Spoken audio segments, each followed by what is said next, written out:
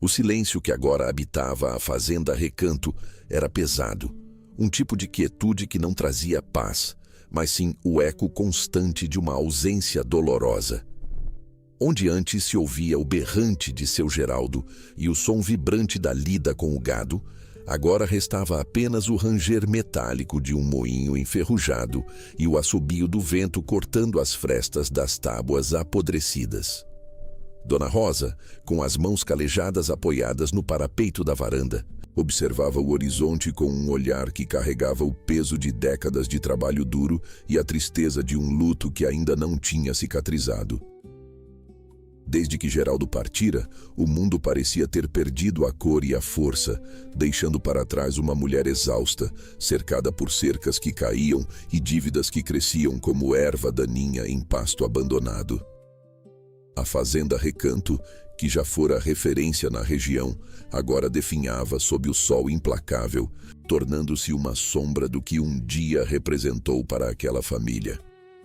A situação financeira era desesperadora e cada boleto empilhado sobre a mesa da cozinha era um lembrete cruel de que o tempo estava se esgotando. Dona Rosa tentava manter a dignidade, mas era difícil quando a própria terra parecia conspirar contra ela. A pastagem estava rala.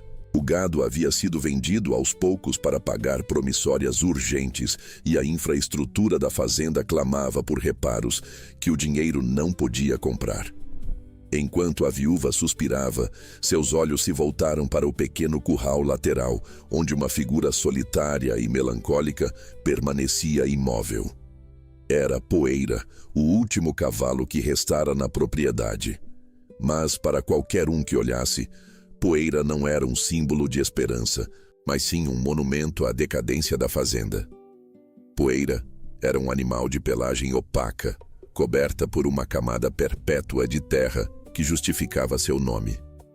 Suas costelas eram levemente visíveis sob o couro sem brilho, e ele caminhava com uma manqueira persistente na pata dianteira direita, um defeito que o tornava inútil para qualquer trabalho pesado no campo. Seu olhar era baixo, sempre fixo no chão, como se carregasse uma vergonha profunda ou uma tristeza que nenhum humano conseguia decifrar. Para Dona Rosa, o cavalo era apenas um gasto a mais, uma lembrança viva de um dos últimos desejos de Geraldo, que insistira em manter o animal até o fim, mesmo quando todos diziam que ele deveria ser descartado ou vendido por qualquer valor simbólico. A pressão externa não demorava a chegar, muitas vezes sob o disfarce de falsa preocupação. Vizinhos e criadores da região passavam pela estrada de terra, diminuindo a velocidade de suas caminhonetes modernas apenas para observar a ruína da Recanto. Os comentários eram ácidos e impiedosos. Diziam que aquele animal só servia para gastar o pouco pasto que restava, e que Dona Rosa estava perdendo o juízo ao manter uma carniça daquelas no curral. Falavam abertamente que a carne de Poeira não serviria nem para o abate e que o melhor destino para o bicho seria o sacrifício, para poupar a viúva de mais um prejuízo. Rosa ouvia tudo calada, sentindo a pontada da humilhação, mas algo lá no fundo, uma promessa silenciosa feita ao falecido marido, a impedia de se desfazer daquele cavalo que todos consideravam um lixo.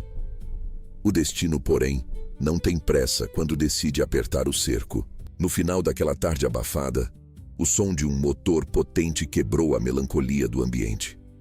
Um carro preto e imponente estacionou diante da porteira principal, levantando uma nuvem de poeira que pareceu envolver a casa como um presságio ruim.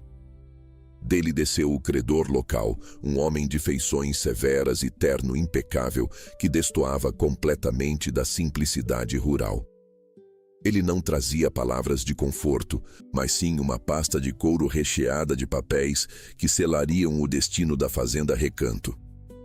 Com um gesto frio, ele estendeu um contrato de venda da propriedade.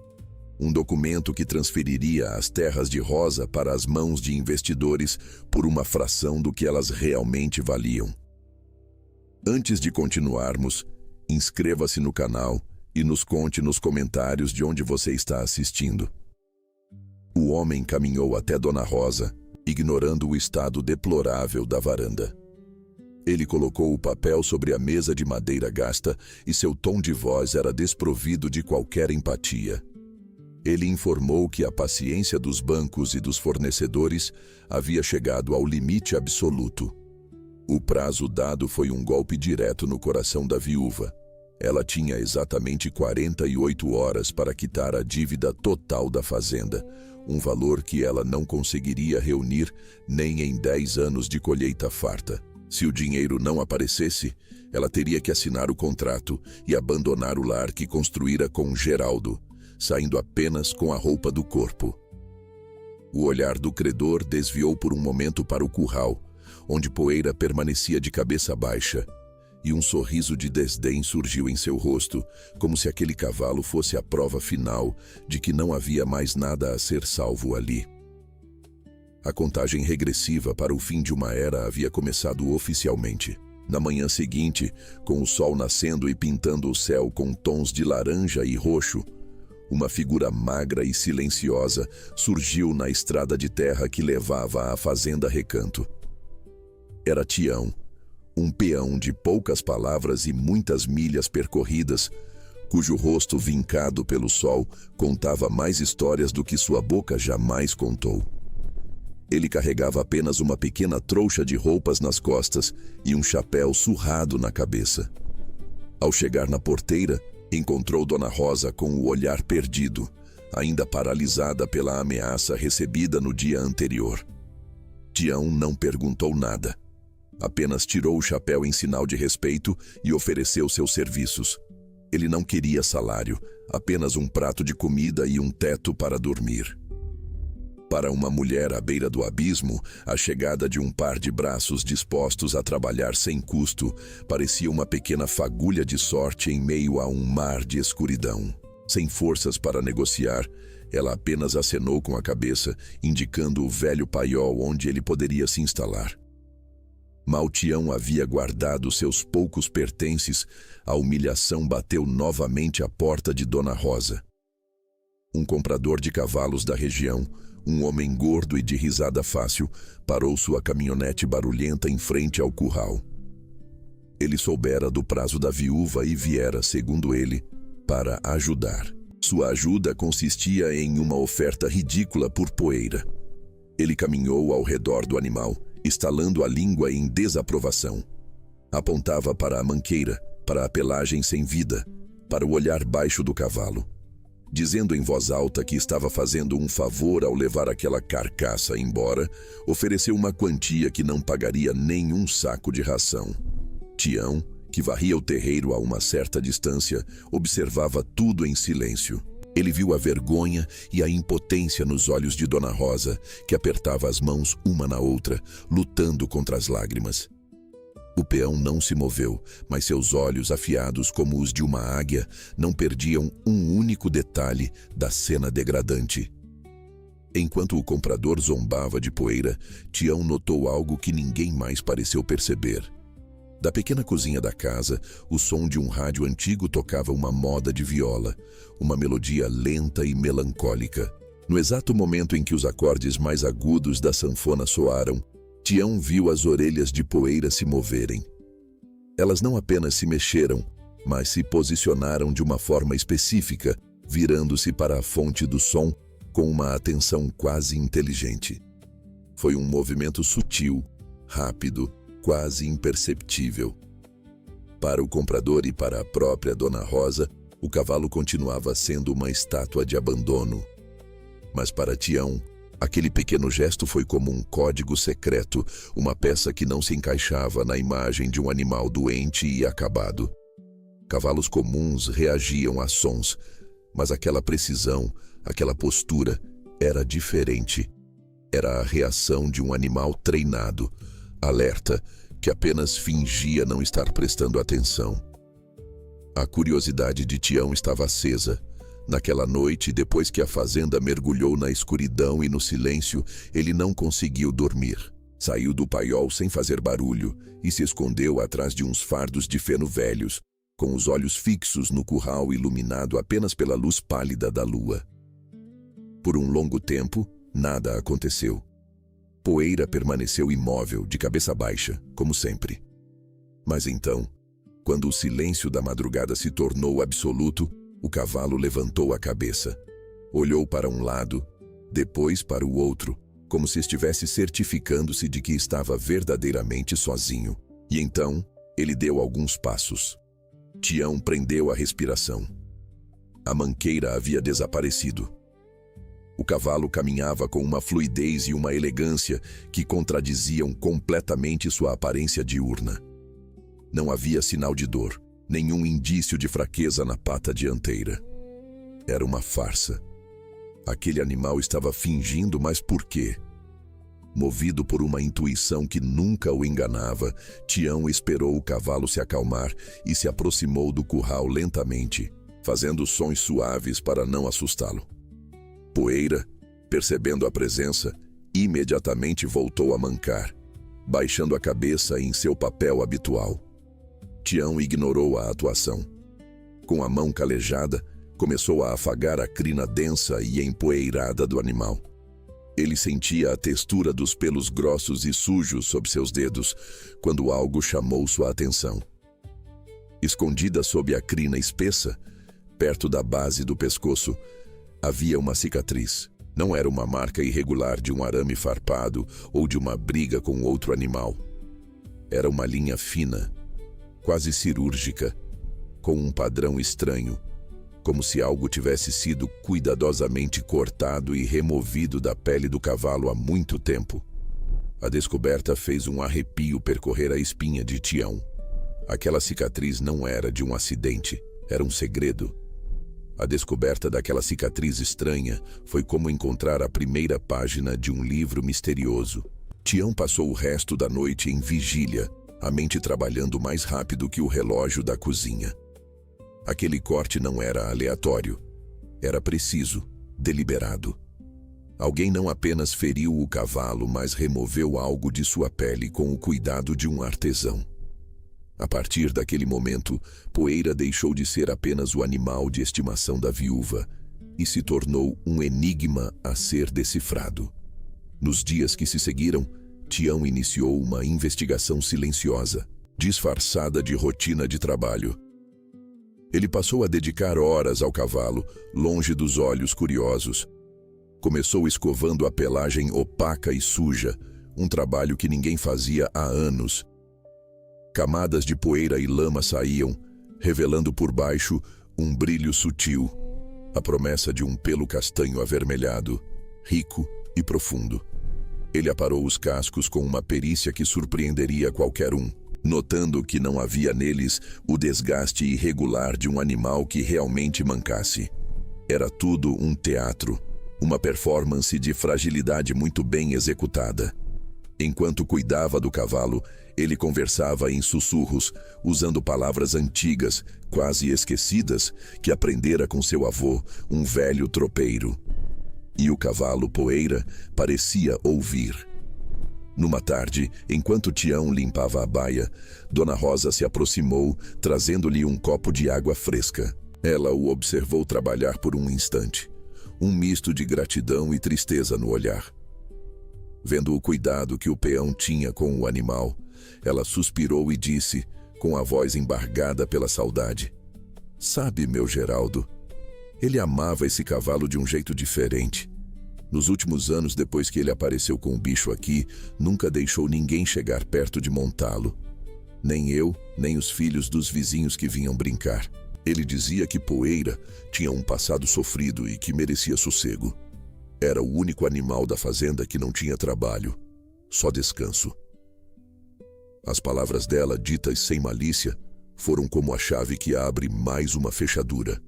Geraldo não estava apenas protegendo um animal de estimação. Ele estava escondendo algo, ou melhor, alguém. A recusa em deixar que o cavalassem não era por pena, mas por precaução. Alguém que soubesse montar perceberia a farsa da manqueira em poucos segundos. A tranquilidade precária da fazenda foi quebrada mais uma vez pela chegada de uma caminhonete. Mas desta vez era o vizinho ganancioso, o Coronel Barros. Ele desceu do veículo com a arrogância de quem já se sente dono do lugar. Sem nem cumprimentar, foi direto ao ponto, dirigindo-se a Dona Rosa, que estava na varanda. Ele trazia consigo os mesmos papéis da venda, mas agora com uma caneta em mãos. Com um tom falsamente paternalista, ele disse que soube do prazo apertado e que estava ali para salvá-la do despejo. Sua salvação era uma oferta ainda mais ofensiva. Ele pagaria 10% do valor de mercado pela fazenda inteira, em dinheiro, ali mesmo.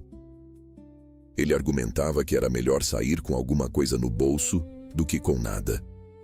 Ele se aproximou de Rosa, quase a encurralando contra a parede da casa, e insistiu para que ela assinasse. Pense bem, mulher. É pegar ou largar. Amanhã será tarde demais. Nesse exato momento, Tião conduzia a poeira do pasto para o coxo de água, perto da casa. O cavalo, que até então caminhava com sua manqueira habitual e a cabeça baixa, parou de repente. Ele ergueu a cabeça e o olhar apático foi substituído por uma chama de pura intensidade. Suas orelhas se viraram para trás, os músculos do pescoço enrijeceram e um rosnado baixo, gutural, vibrou em seu peito. Ao ver o Coronel Barros pressionando Dona Rosa, Poeira deu um passo à frente, batendo o casco dianteiro no chão com uma força que fez a terra tremer. Ele arreganhou os dentes e emitiu um relincho agudo e ameaçador, uma clara demonstração de agressividade protetora. O Coronel Barros, pego de surpresa pela reação violenta do animal que todos julgavam inútil, recuou instintivamente, o rosto pálido de susto e raiva. Aquela não era a reação de um cavalo comum e doente. Era o instinto de um guardião. A cena confirmou todas as suspeitas de Tião. Mais tarde, após o coronel ter ido embora resmungando ameaças, o peão levou Poeira para o riacho nos fundos da propriedade, com a desculpa de dar-lhe um bom banho. A água corrente começou a lavar as últimas camadas de sujeira e lama que estavam impregnadas na pele do animal há anos. Com uma escova, Tião esfregava pacientemente a garupa do cavalo, a área mais suja, e foi então que ele viu. Sob a crosta de barro, um desenho começou a surgir na pele. Não era uma cicatriz, mas uma marca feita a fogo, perfeitamente nítida. Era o símbolo de uma coroa sobre duas lanças cruzadas. Tião sentiu o coração parar por uma batida. Ele conhecia aquela marca. Pertencia a um aras lendário, a Estância Vento Real, famosa por criar os mais nobres e velozes cavalos de raça do país. Um lugar que havia sido consumido por um incêndio misterioso há quase uma década, desaparecendo do mapa e levando consigo seus campeões. Aquele cavalo manco e empoeirado não era apenas um cavalo. Ele era um fantasma. O símbolo da Estância Vento Real queimava na retina de Tião tanto quanto o ferro quente deve ter queimado a pele daquele animal anos atrás.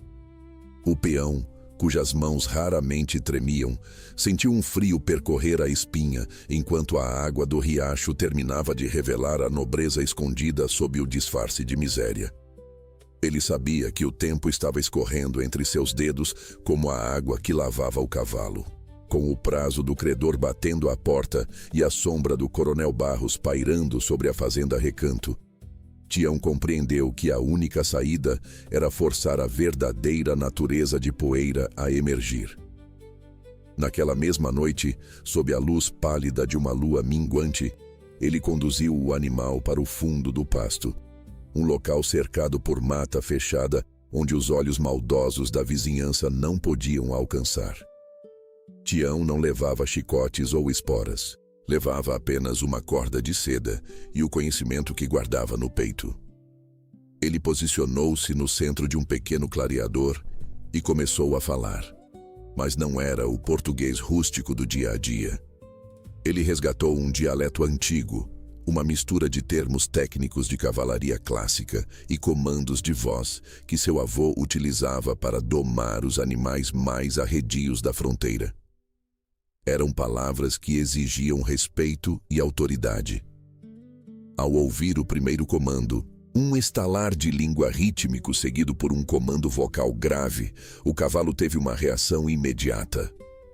A cabeça de poeira, que costumava pender como se o pescoço estivesse quebrado, ergueu-se com uma altivez imperial.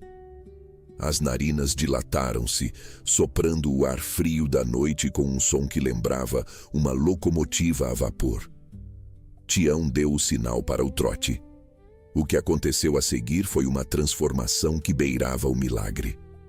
A manqueira, aquele andar desconexo e sofrido que enganara a todos por tanto tempo, desapareceu instantaneamente. O animal começou a se mover em círculos perfeitos ao redor de Tião. Suas patas tocavam o solo com uma leveza e precisão matemáticas. A suposta lesão no jarrete não passava de um vício de defesa, uma couraça psicológica que o animal adotara para se tornar invisível e indesejável. Sob o comando firme do peão, o cavalo se postava agora com a elegância de um campeão de exposições internacionais. Cada músculo de seu corpo, antes oculto pela magreza e pela sujeira, saltava sob a pele limpa, revelando uma potência física avassaladora. Ele não era apenas um cavalo de fazenda. Ele era a personificação da linhagem mais pura que o país já vira. Enquanto o treinamento oculto avançava na escuridão, o clima na sede da fazenda era de velório. Dona Rosa, com os olhos vermelhos e o rosto vincado pelo cansaço, começou a retirar os quadros das paredes. Ela pegou as louças que foram de sua mãe e começou a envolvê-las em jornais velhos, acomodando-as em caixas de papelão amassadas. A derrota tinha um cheiro amargo de poeira e papel antigo. Ela já não tinha mais forças para discutir com o destino. Para ela, a luta terminara no momento em que o coronel Barros fizera aquela proposta humilhante. Ela preferia sair com as mãos vazias a entregar o sonho de Geraldo por uma esmola. Mas a pressão legal era implacável. O contrato de dívida era uma sentença de morte para a Fazenda Recanto. No dia seguinte, a tensão atingiu o ápice. O sol ainda nem tinha alcançado o topo do céu quando os compradores de gado da região, atraídos pelos boatos de que a fazenda seria liquidada, começaram a circular pela porteira. Eram homens de coração duro que viam na desgraça alheia uma oportunidade de lucro fácil. Ao passarem pelo cercado onde Tião agora escovava poeira abertamente, as risadas eram inevitáveis. Eles paravam as caminhonetes, cuspiam no chão e zombavam do peão. Diziam que ele estava perdendo tempo polindo uma carniça que nem para o abate servia direito. Tião permanecia em silêncio, o chapéu bem enterrado na testa, ignorando os insultos. Ele sabia o que tinha em mãos, e o desprezo daqueles homens era o combustível que faltava para sua determinação. Antes que o sol se pusesse, Tião entrou no galpão de ferramentas onde as tralhas de seu Geraldo estavam guardadas. Ele buscava a sela velha que o falecido usava raramente nos últimos anos. Era uma peça de couro escuro, pesada e com detalhes em prata já escurecida pelo tempo. Ao inspecionar o suadouro da sela, Tião percebeu um volume incomum, um desnível que não condizia com o enchimento natural. Com um canivete afiado, ele desfez cuidadosamente uma costura lateral, revelando um compartimento oculto, forrado com feltro impermeável. Ali de dentro, ele retirou um envelope de couro curtido. Ao abrir o documento, seus olhos brilharam. Era o registro genealógico completo, o pedigree autêntico que comprovava a linhagem de Vento Negro. Geraldo não tinha apenas salvo o animal. Ele tinha preservado sua identidade legal, esperando pelo dia em que a verdade pudesse ser dita sem colocar a vida do cavalo em risco. Com o papel em mãos, Tião olhou para o horizonte. O jogo estava prestes a mudar, e os que hoje riam teriam que aprender a se curvar diante da majestade que renascia das cinzas. Ele guardou o documento sob a camisa, sentindo o peso daquela prova contra o peito, pronto para o confronto final que definiria o destino de todos. O documento que Tião segurava contra o peito, protegido pelo calor de sua pele, era mais do que um simples papel amarelado. Era o testemunho de uma conspiração de silêncio e amor. As letras elegantes e o selo oficial da Associação Brasileira de Criadores de Cavalos de Raça não deixavam margem para dúvidas. Aquele animal, que todos na região deparavam com desdém, era oficialmente registrado como Vento Negro, o reprodutor puro sangue, cujo desaparecimento havia se tornado uma lenda urbana no meio rural. O registro detalhava uma árvore genealógica que remontava a linhagens europeias e árabes, um patrimônio genético inestimável que muitos acreditavam ter sido consumido pelas chamas naquele trágico incêndio no Haras, Estância Vento Real. Tião sentou-se sobre um fardo de feno, a luz da lamparina oscilando e criando sombras dançantes nas paredes de madeira do galpão. Ele finalmente entendia o plano de seu Geraldo. O antigo dono da fazenda Recanto não era um acumulador de animais inúteis, mas um guardião de segredos. Ao salvar Vento Negro do incêndio e trazê-lo para a segurança do anonimato, Geraldo sabia que a beleza e a potência do animal atrairiam a cobiça de homens perigosos.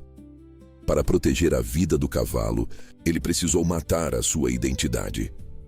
Poeira nasceu da necessidade de esconder o ouro sob a lama.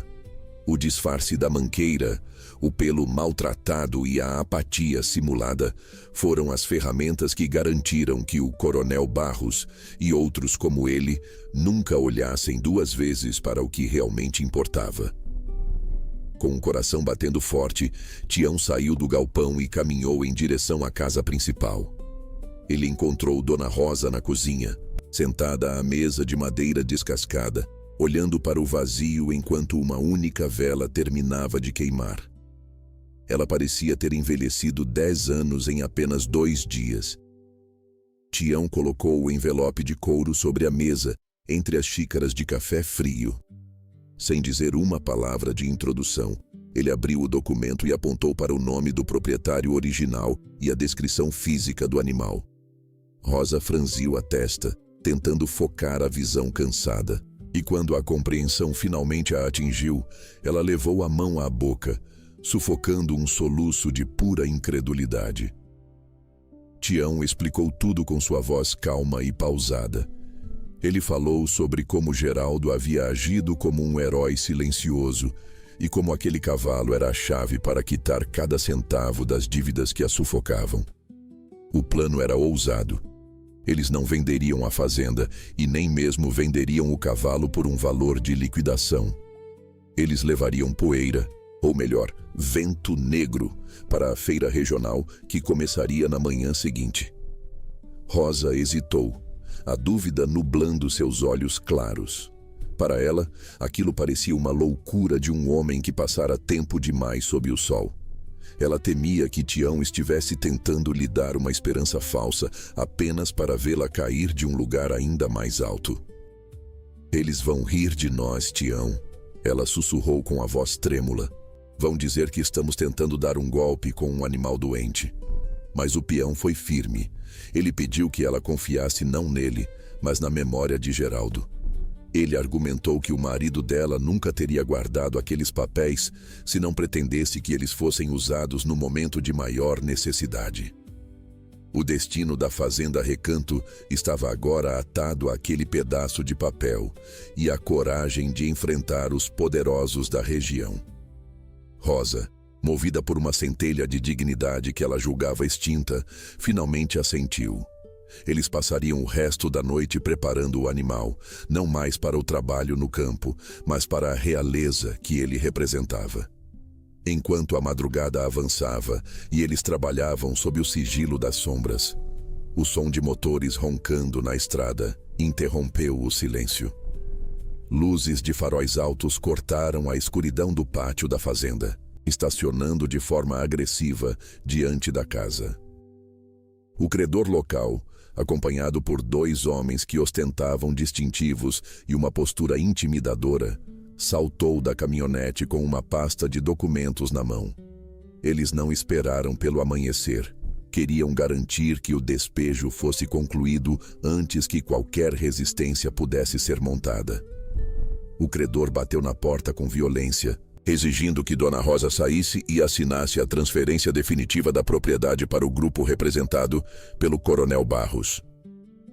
Tião saiu na frente, posicionando-se entre os homens e a porta da casa. O ambiente estava carregado de eletricidade. O credor sorriu com sarcasmo, informando que o prazo legal havia se esgotado e que a polícia estava ali para garantir o cumprimento da ordem judicial de reintegração de posse. Rosa apareceu logo atrás, pálida, mas com o queixo erguido. Foi então que Tião, em um movimento calculado, fez a aposta que congelou a situação. Ele desafiou o credor e as autoridades, alegando que o valor da dívida seria coberto integralmente por uma única peça de patrimônio da fazenda que ainda não havia sido avaliada corretamente. Ele propôs um acordo de cavalheiros testemunhado pelos policiais. Se eles permitissem que a fazenda permanecesse sob controle de Rosa por mais 12 horas, até o meio-dia seguinte, ele provaria que a propriedade possuía ativos que superavam em 10 vezes o valor devido. Caso contrário, ela sairia sem resistência. O credor, confiante de que não havia nada de valor naquelas terras além do solo, e querendo evitar um escândalo público de despejo violento antes da feira, aceitou a aposta com uma risada desdenhosa.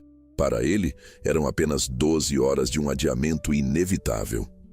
Mas para Tião e Vento Negro, era o tempo necessário para que o mundo descobrisse a verdade. O sol da manhã seguinte despontava no horizonte quando a caminhonete com o trailer acoplado deixou a porteira da fazenda Recanto para trás, levantando uma fina poeira que logo se dissipava no ar frio. Dentro do veículo, Dona Rosa mantinha as mãos unidas sobre o colo, os nós dos dedos brancos de tanta tensão.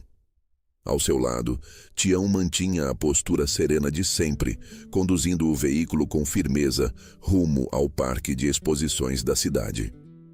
Atrás deles, na escuridão do compartimento, o animal respirava calmamente. Ele já não andava com a cabeça baixa, nem arrastava os cascos como antigamente. Sua respiração era compassada e imponente, como se soubesse que aquele dia definiria a história de toda a sua vida. A chegada ao local da feira regional foi um espetáculo de contraste. As caminhonetes importadas dos grandes criadores da região já ocupavam os melhores espaços e os tratadores de uniforme impecável circulavam entre os animais de elite, exibindo sorrisos de superioridade. Quando a porta do trailer foi aberta e o cavalo desceu, o silêncio que se formou foi quebrado apenas por risinhos e comentários irônicos. Os curiosos e os outros peões olharam para a pelagem agora limpa e brilhante, mas ainda notavam a estrutura que muitos julgavam ser de um animal comum e sem valor. O Coronel Barros, que já estava no local acompanhado por seus seguranças e puxadores de gado, foi um dos primeiros a se aproximar, com um sorriso de escárnio desenhado no rosto. Com gestos largos e voz impostada para atrair a atenção dos presentes, ele começou a ridicularizar a iniciativa de Dona Rosa, chamando o animal de um arremedo de puro sangue e afirmando em voz alta que a viúva estava apenas tentando desesperadamente evitar a perda de suas terras. Tião não se deixou abalar pelas provocações e manteve-se próximo ao animal, enquanto Dona Rosa permanecia ao seu lado, respirando fundo para não demonstrar fraqueza. A situação ameaçava sair do controle, quando o Coronel Barros exigiu que os organizadores do evento expulsassem o que ele chamou de fraude e lixo da feira, alegando que o animal não possuía registro ou qualidade para estar naquele recinto. Diante da confusão que começou a atrair um grande número de espectadores e criadores, os organizadores decidiram que a melhor maneira de resolver a disputa era convocar imediatamente um especialista em raças que estava presente no evento. O perito, Um homem conhecido por sua vasta experiência e rigor técnico foi chamado para avaliar a documentação e examinar o animal na frente de todos. O especialista aproximou-se com uma prancheta nas mãos, sua expressão séria e distante.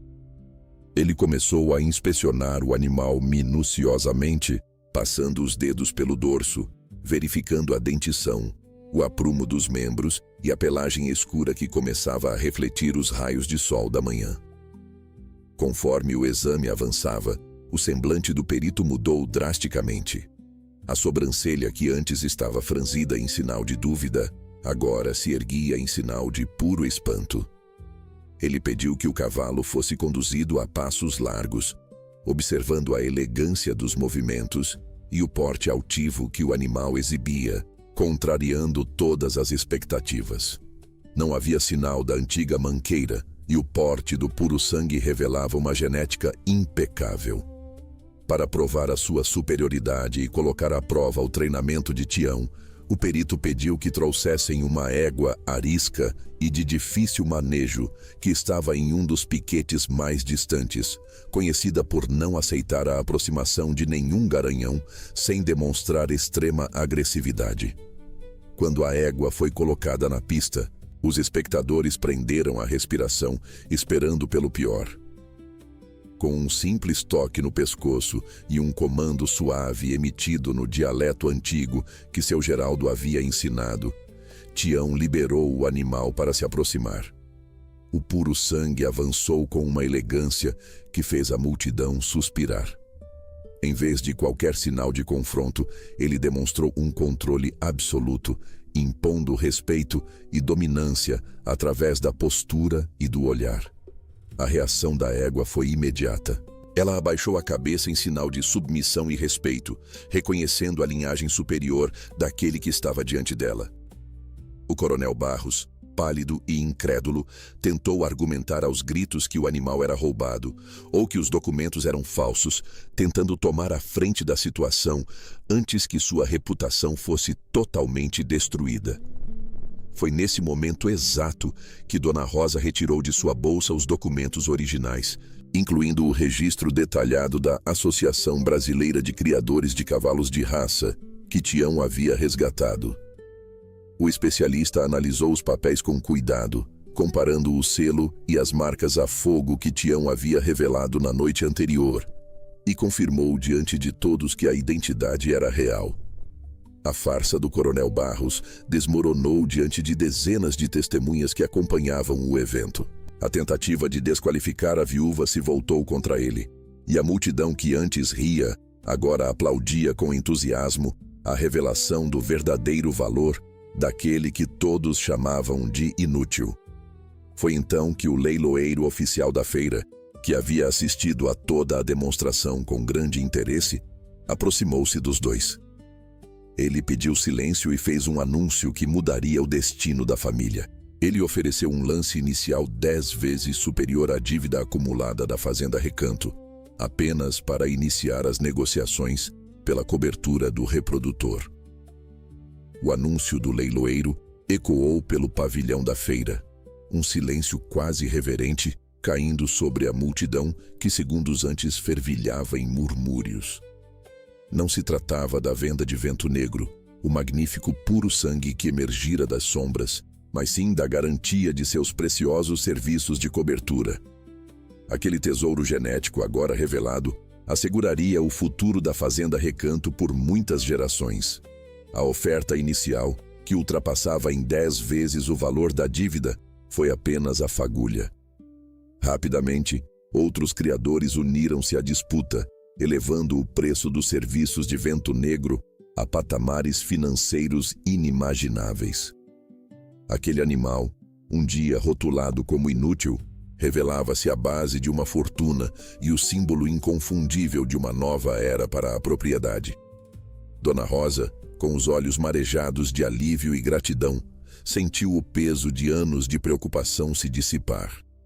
Ela havia duvidado, quase desistido, mas a fé inabalável de Tião e o segredo cuidadosamente guardado por seu falecido marido, seu Geraldo, haviam finalmente prevalecido.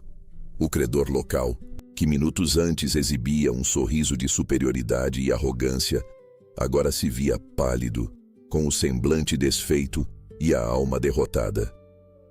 Ele recebeu o pagamento integral, um montante que superava em muito suas expectativas mais otimistas, mas sua saída do recinto da feira foi marcada pela mais profunda humilhação. A comunidade rural, que até então o via com temor, agora o escorraçava com vaias uníssonas e olhares carregados de profundo desprezo. A justiça havia, enfim, sido feita. E a admiração pela viúva, subestimada por tantos anos, era uma força palpável no ar festivo da feira. Com o futuro financeiro garantido e a tão amada fazenda Recanto salva da ruína iminente, Dona Rosa caminhou lentamente até Vento Negro, que em seu coração sempre seria o fiel Poeira. Seus dedos, antes trêmulos, deslizaram com ternura pela pelagem escura e sedosa do cavalo. Ela encostou a testa no pescoço forte do animal, fechando os olhos enquanto lágrimas silenciosas escorriam por seu rosto. Me perdoe, meu caro amigo. Me perdoe por ter duvidado de você, por ter enxergado apenas a capa esfarrapada e não a alma nobre que reside em seu ser. Ela sussurrou, a voz embargada pela profunda emoção. O cavalo, como se compreendesse cada palavra e cada lágrima, esfregou seu focinho gentilmente em seu ombro, uma conexão profunda, selada pela gratidão e pelo entendimento mútuo. Era a epifania do valor do invisível, da essência que transcende a matéria, que Dona Rosa agora compreendia plenamente. A fazenda Recanto, sob a nova administração, prosperou como nunca antes na sua história. Os serviços de cobertura de Vento Negro eram disputados por criadores de todo o país, elevando o nome da propriedade a um novo patamar de excelência. A renda gerada transformou completamente a fazenda em um modelo de sucesso para toda a região. Novas cercas foram erguidas, os pastos foram cuidadosamente recuperados e o sorriso, há muito tempo ausente, voltou de forma perene ao rosto de Dona Rosa. Ela, que antes carregava o fardo pesado do luto e da dívida, agora ostentava a leveza daquele que reencontrara a esperança e um propósito renovado na vida. O reconhecimento pela sua sagacidade e dedicação veio de forma natural e absolutamente merecida. Em uma tarde ensolarada, à sombra majestosa de uma mangueira antiga que testemunhara tantas histórias, Dona Rosa fez a Tião uma proposta. Tião, você salvou a Recanto e de certa forma salvou a mim também. Eu preciso de alguém para tocar isso comigo. Alguém que entenda a terra, os animais e as pessoas que fazem parte dela. Você aceita ser o administrador desta fazenda? Ela perguntou, a voz firme e transbordando de confiança.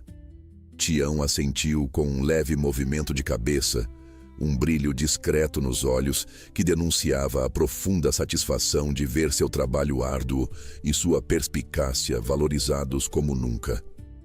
Ele havia chegado como um peão calado, buscando apenas comida e teto, e agora assumia, com honra e responsabilidade, o controle de um império rural renovado. Ao entardecer, quando o sol pintava o horizonte com pinceladas vibrantes de laranja e púrpura, Dona Rosa estava no vasto pasto, a mão carinhosamente repousada no pescoço musculoso de Vento Negro, que pastava tranquilamente, um rei em seu domínio. Ela o abraçava com ternura, e a imagem transmitia uma paz profunda, uma conexão inquebrável que o tempo jamais apagaria. Da porteira da fazenda Recanto, Tião observava a cena com uma serenidade quase mística. O chapéu de palha ajeitado na cabeça, um pequeno sorriso satisfeito brincando em seus lábios discretos. Seus olhos percorriam toda a extensão da propriedade, o lugar que ele ajudou a resgatar de um destino sombrio. Os vizinhos que antes apontavam dedos e zombavam com desdém, agora passavam com seus carros mais devagar, olhando para a fazenda Recanto com uma mistura inegável de inveja e paradoxalmente, um profundo respeito. O segredo de seu Geraldo, desvendado pela perspicácia singular de um peão e pela força inabalável de uma viúva, havia reescrito completamente o destino da Fazenda Recanto, provando para todos que o verdadeiro valor, muitas vezes, reside onde menos se espera, oculto sob a poeira do tempo, do preconceito e da ignorância. Aquele era o grandioso fim de uma jornada repleta de desafios, mas também o glorioso início de uma lenda que seria contada por muitas gerações.